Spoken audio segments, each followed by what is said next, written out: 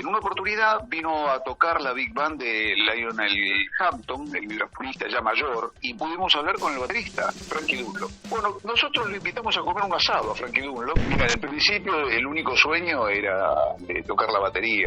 Bueno, nada, mi papá era pianista, formaba parte de una orquesta, y el baterista, que era el director, le dio así un sobrante de cosas que no usaba, y así fui armando mi primer instrumento, ¿no?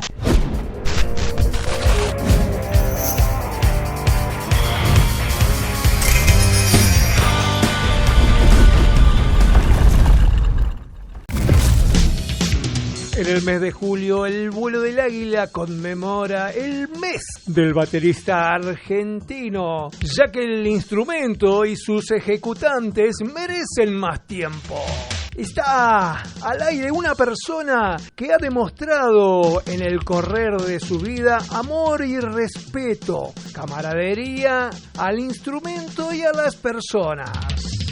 Es por ello que lo convierten en un referente en la batería y a la hora de citar una excelente persona con un extenso recorrido. Señoras y señores, en la noche del vuelo del águila, con nosotros el señor Daniel Volpini. Muy buenas noches, Daniel. Hola, ¿qué tal? Buenas noches, muy agradecido por la presentación. Le comentamos a los oyentes, Volpini es uno de los músicos que debutó profesionalmente allá en el año 77 con el señor Porchetto, creador del Club de Bateristas. Ya en el año 1993 fue gestor del primer Drum Fest que se hizo en Argentina, y a partir del año 1994 formó parte del jurado de los premios Grammy. Estuvo presente en la entrega de los 9 Grammys al señor Carlos Santana con su álbum Supernatural, Pequeña Joyita, y a partir del año 98 empezó a escribir en revistas especializadas. También tuvo un paso con la Volpini Band en el programa de Alberto Badía durante 13 años y medio. Creo que no queda más motivos por qué justificar que el señor Daniel Volpini es la apertura de este mes baterístico en el vuelo del águila. ¿Es así, Daniel? Toda esa historia. Sí, yo podría agregar que a nosotros en el año 78 o 79, no recuerdo bien,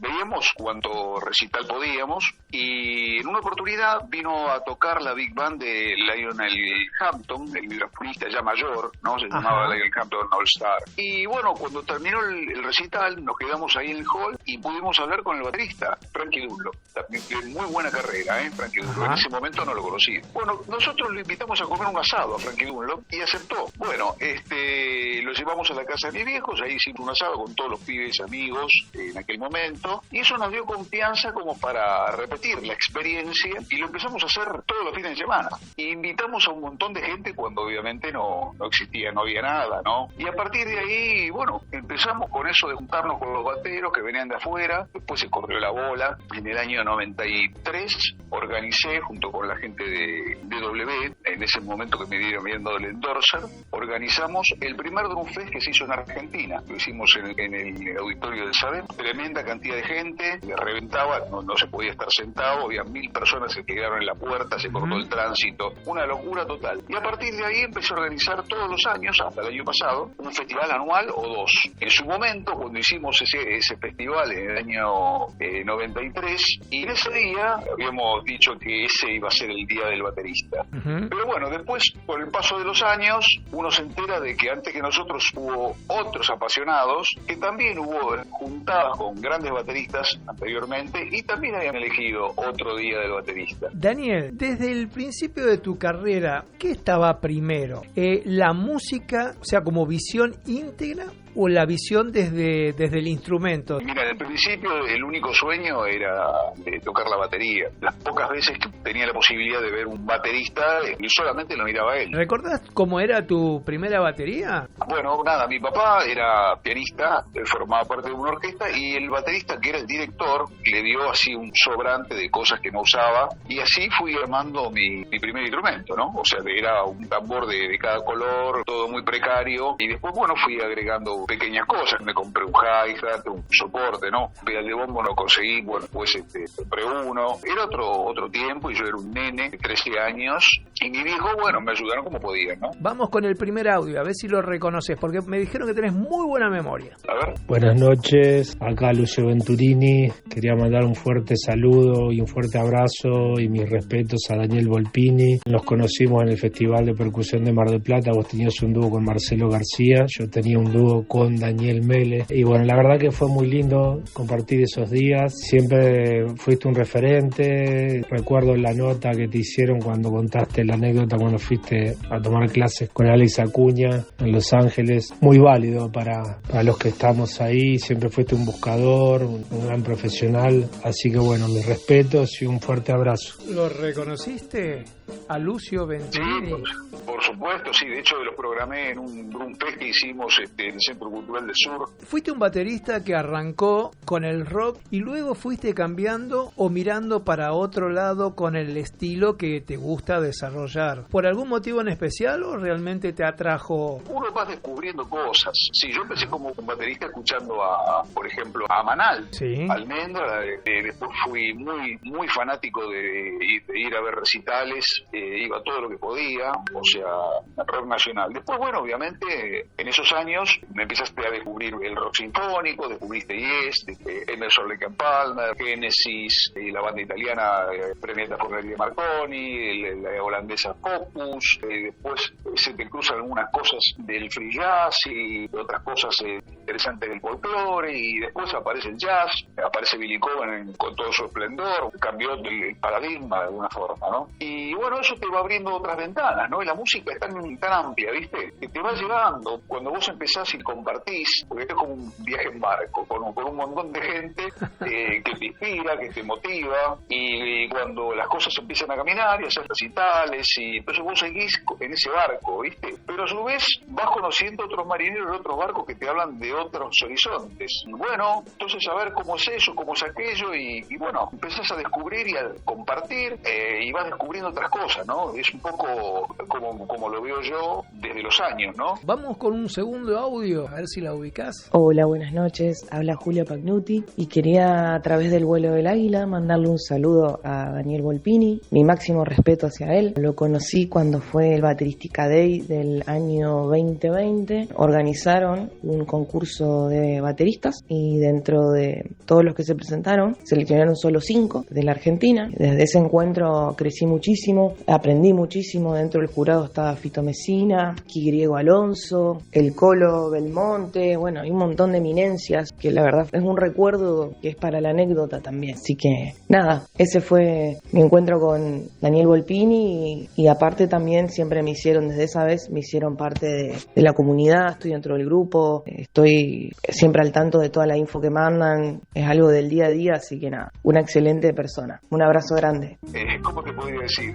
Nosotros, cuando empezamos con el tema de la organización de los Drumfest, como te dije al comienzo, en el año 93, siempre tuvimos como una mirada para integrar, porque el interior había un montón de profesionales así realmente importantes, o gente de mucha carrera, o pibes nuevos que venían con toda la potencia, y llegaban hasta ahí, porque no había posibilidades. Entonces, de alguna forma, nosotros en aquellos años armábamos un espacio que llamábamos Revelaciones, y nos vinculábamos con distintos profes del interior, de Santa Fe, de Mendoza, que conocíamos gente, de Mar del Plata, de Bahía Blanca, de Santa Cruz, y le pedíamos que nos recomienden a sus mejores alumnos. Y así llegamos a tener, por ejemplo, en Revelaciones teníamos a Pipi Piazzolla, en el año 95. Ajá. Pero el sueño mío era, en algún momento, si surgiera la posibilidad, me gustaría tener una revista. Y así fue, ¿no? Porque pasó el tiempo, después yo justamente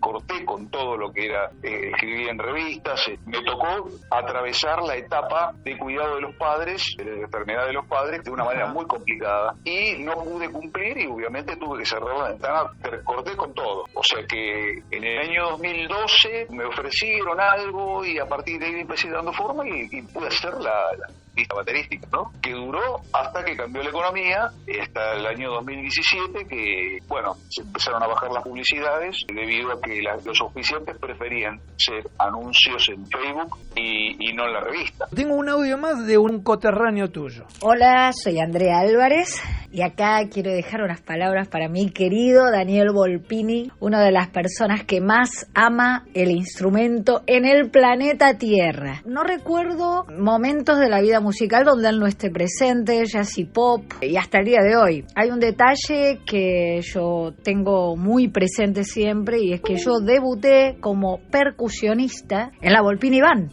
Él me vio, yo estaba ensayando con los Guarros y me dijo si tenía ganas de tocar, y esa fue la primera vez que yo toqué profesionalmente como percusionista y fue espectacular. Después grabé ahí en ese disco. Yo, si bien tocaba la batería, no tenía experiencia como en la percusión. Bueno, Daniel aparte es el que comanda, no sé, sigue comandando el club de bateristas, que eran unas reuniones impresionantes donde, bueno, se compartían videos, VHS en ese momento. Pero hay algo que es impresionante, que es esto del amor, no solo en la docencia, sino en la forma de encarar la música, el amor por no solo el instrumento, sino por la música como arte, como fenómeno cultural que medio se perdió con el tiempo y que él y muchas personas como él siguen teniendo y siguen apostando a generar cosas. Y cuando se hace el baterística también le gusta charlar, tiene muchísima memoria, mucha más que la mía, nos gustan muchísimas cosas iguales.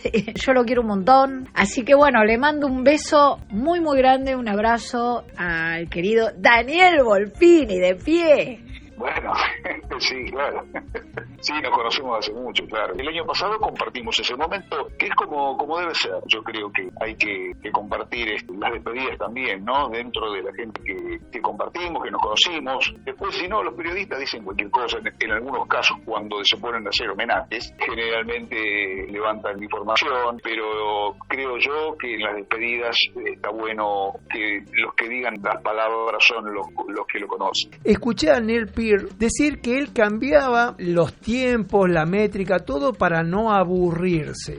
Para vos, ¿cuál sería la fórmula para no aburrirse? Yo creo que cuando vos estás realmente entusiasmado, le buscás la manera, le buscás la forma y encontrás la respuesta, ¿viste? Por eso creo que, desde mi punto de vista, aprender es una actitud, no es una cuestión de tengo talento o no tengo talento. Tiene que desear aprender. Si vos lo deseás, o sea, profundamente, podés aprender a hablar egipcio o algún idioma que ha quedado olvidado en el pasado. O sea, de las cosas más difíciles podés aprender a tocar saxo, cualquier cosa, pero lo tenés que desear, si no te va a costar. El que le pone poco no aprende, y en cuanto al desarrollo y no estancarse, depende de las ganas que vos tengas, viejo. Te agradecemos muchísimo haber participado en la apertura de lo que es este Julio Batero en el vuelo del Águila acá en Mega 98.3 Santa Fe, y no podía ser de otra forma que con tu palabra y tu participación, y no va a ser la única vez. Vamos a seguir comunicándonos porque sos un libro andante y es muy interesante conversar con personas que son progresivos, ¿eh? Señor Daniel Volpini, muchísimas gracias. Bueno,